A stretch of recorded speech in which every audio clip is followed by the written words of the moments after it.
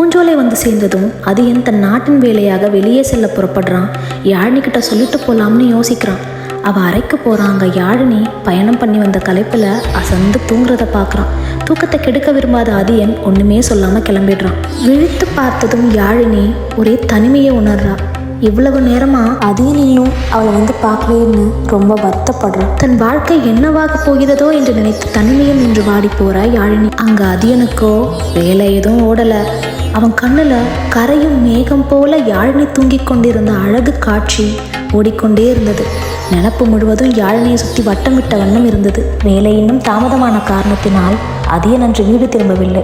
இனி அடுத்த நாள் தான் யாழினியை பார்க்க முடியும்னு நினச்சி சோர்ந்து போகிறான். யாழினி அங்கே இரவை அழுத்தி தீக்கிறான். யாழினி அடுத்த நாள் காலையில் எழுந்து தன்னைத்தானே சமாதானப்படுத்திட்டு அவள் அறையிலிருந்து வெளியே வரா. அதியன் வளர்த்து வந்த வண்ண மீன்களும் அழகான மலர் தோட்டமும் அவள் மனசை லேசாக்குது.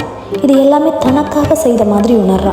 தனக்கு பிடித்த மாதிரியே இருக்கேன்னு ஆச்சரியப்படுறா. பொழுது சாய ஆரம்பிச்சதும் அதியன் இன்னைக்காவது வந்துட மாட்டானான்னு எதிர்பார்த்து காத்துட்ருக்கா. அங்கே அதியன் வேலை முடிந்த கையோட வேகமாக வீடு புறப்படுறான். அந்த பொழுதை கழிக்க ரொம்ப சிரமப்படுறா யாழினி. அப்போது அதியனோட புத்தக அறைக்குள்ளே போகிறா. அங்கே அவளுக்கு பிடித்த மாதிரி புத்தகங்கள் இருப்பதை பார்த்து ஆச்சரியப்படுறா.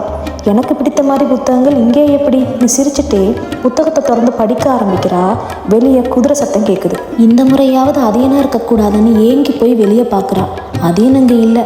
இன்னைக்கும் இரவு அழுதே போயிடும்னு கவலைப்பட்டு நிற்கும்போது குளித்து முடித்து தனக்காகவே கிளம்பி வந்த கந்தர்வனைப் போல அதியன் தன் பக்கத்தில் நிற்பதை உணர்கிறாள் யாழினி.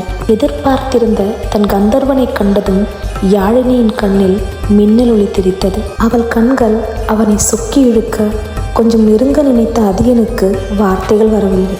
அவள் அழகில் மயங்கி நின்ன அதியன் என்ன பேசுறதுன்னு தெரியாமல் திகைத்து போய் உணவருந்தலாமான்னு கேட்குறான். யாழினியும் சரின்னு சொல்லி 2 பேரும் சாப்பிட போகிறாங்க. அதியன் தான் உணவு பரிமாறுவதாய் சொல்லி அதை சாக்காய் வைத்து யாழினியை நெருங்க முயல்கிறான். யாழினிக்கு ஒரு இனம் புரியாத உணர்வு.